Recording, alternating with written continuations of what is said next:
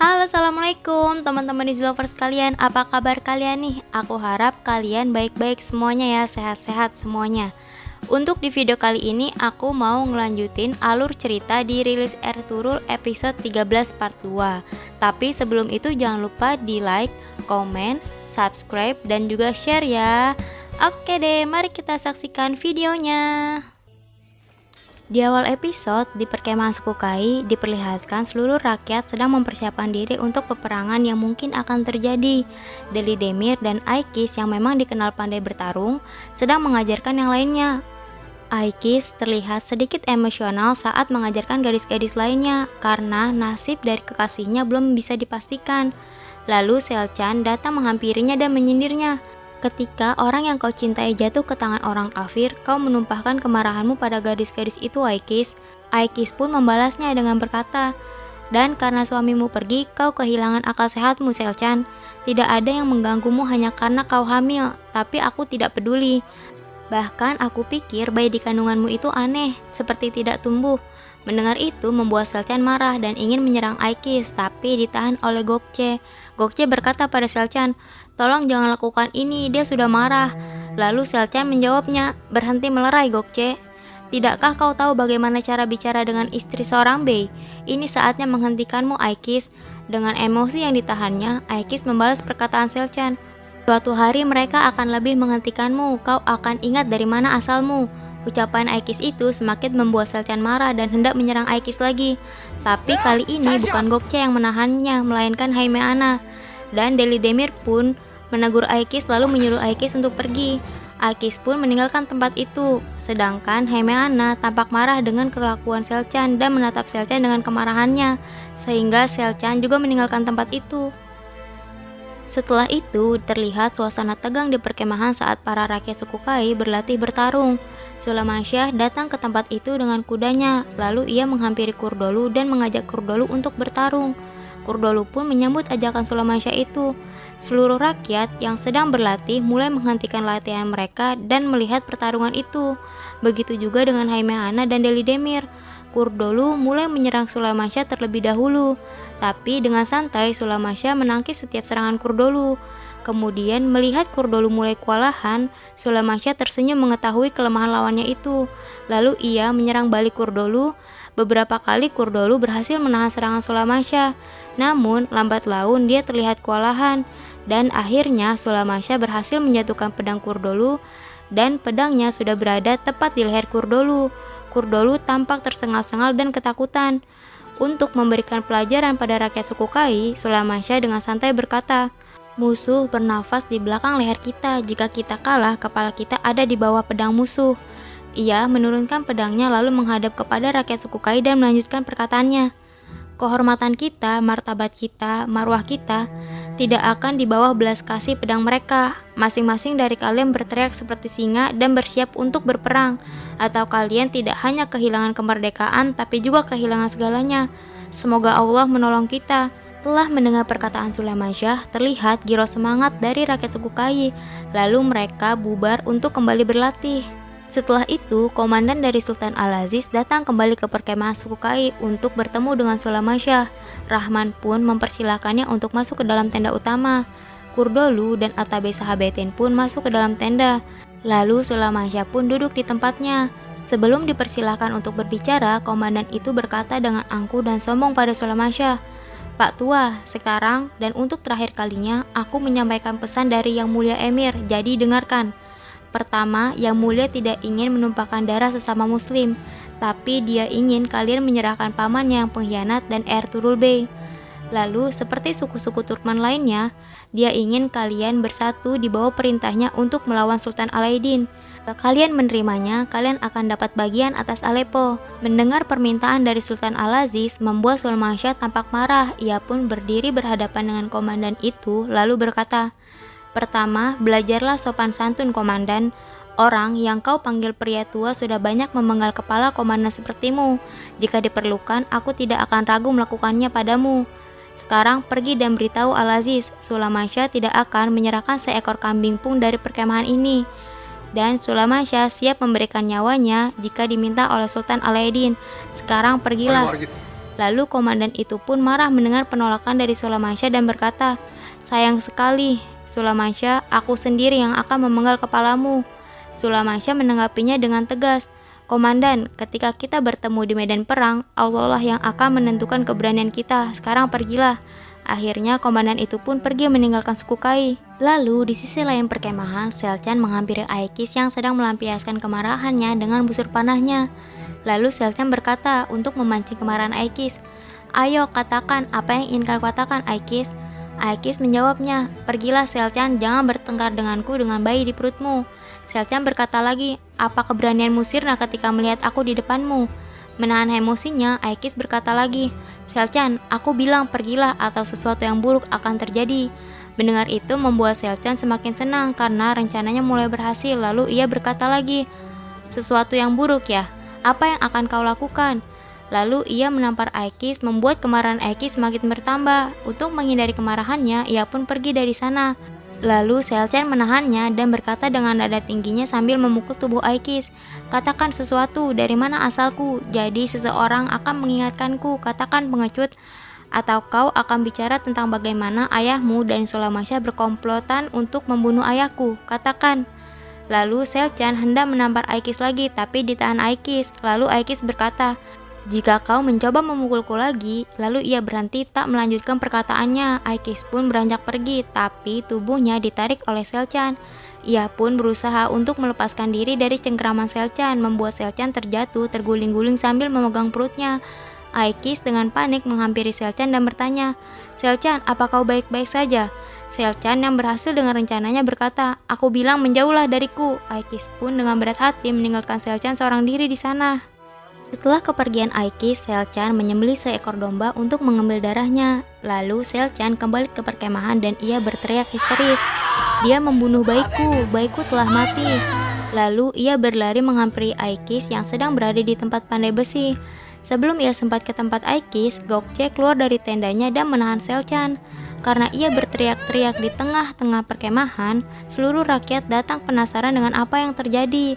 Lalu Deli Demir berkata pada Aikis, "Aikis, masuklah ke dalam tenda." Kurdolu yang menyaksikan sandiwara Selcan itu hanya tersenyum karena ialah sebenarnya yang membunuh bayi Selcan itu. Dan Selcan tidak ingin menyalahkan Kurdolu karena ia takut kesalahannya juga akan terbongkar. Gokce pun masuk ke dalam tenda Sulamansyah dengan muka yang tampak sedih. Ia menghampiri Sulamansyah dan Haimehana. Haimehana bertanya pada Gokce, "Gokce, ada apa?" Dengan menangis, Gokce berkata, "Abla, bayinya." Tanpa Gokce harus melanjutkan, Haimehana sudah mengerti. Ia pun menjatuhkan wadah air yang ada di tangannya lalu pergi keluar tenda. Lalu Sulamansyah akhirnya membuat sebuah pertemuan untuk menyelesaikan perselisihan antara Selcan dan Aikis.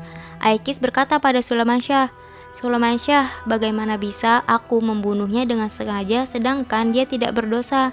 Apa Anda pikir aku tidak takut pada Allah?" Lalu Sulamansyah berkata pada Selcan, "Selcan, Aikis bilang ia tidak bermaksud seperti itu.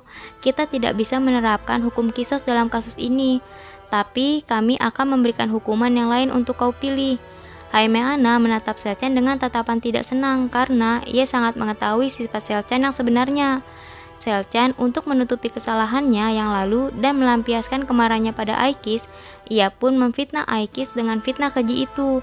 Ia pun berkata tanpa merasa berdosa, "Apapun hukuman yang dipilih tidak bisa mengalahkan sakitnya kehilangan bayiku.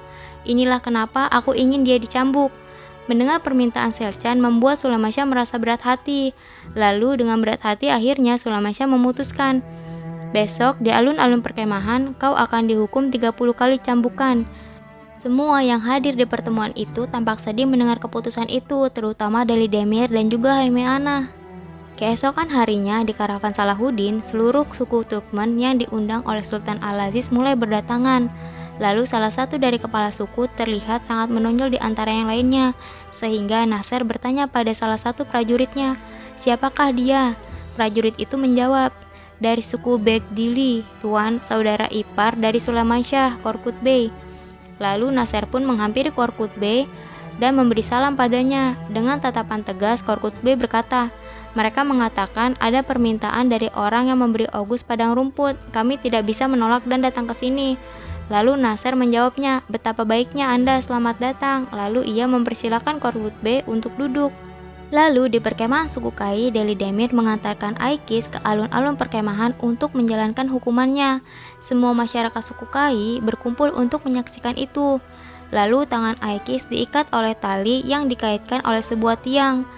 Ketika Allah sudah menutup pintu hati seseorang tanpa rasa berdosa dan malu, Selcan mulai mencabuk Aikis dengan kencang, menyalurkan kemarahan pribadinya pada Aikis. Haimehana dari kejauhan terlihat tidak tega melihat hukuman yang dijalani oleh Aikis itu. Begitu juga dengan Deli Demir, tidak kuat untuk melihat anaknya disiksa seperti itu. Selcan terus-menerus mencabuknya dengan nafsu amarahnya. Sedangkan di Aleppo, Halimeh sedang bersiap-siap untuk pernikahannya dengan Sultan Al-Aziz dibantu oleh Omehair, Laila, dan pelayan lainnya. Mukanya tampak sedih menggambarkan ketidakbahagiaannya atas pernikahannya, karena yang ia nikahi bukanlah pria yang ia cintai.